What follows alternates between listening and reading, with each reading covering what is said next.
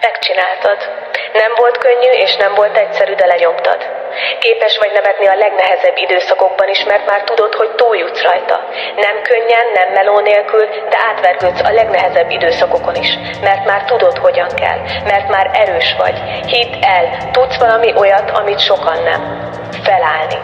Sokan nem képesek erre, megmaradnak a kétségbeesésben, szétesnek, és másoktól várják, hogy megmentsék őket.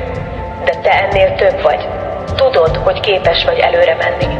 Tudod értékelni, amit van, amit elértél, mert ez is az erős és gyönyörű nők sajátja. Megállni és hálásnak lenni azért, amit elértek. Tudod, hogy az élet nem csupa mosoly és könnyed nyaralás, de azt is tudod, hogy ha pofont is kapsz, újra fel tudsz majd állni. Tudod, mert már megtetted máskor is. És megteszed újra, ha kell, mert a nő, aki vagy, nem lett keményebb, nem lett férfiasabb, és nem lett agresszívabb, csak erősebb.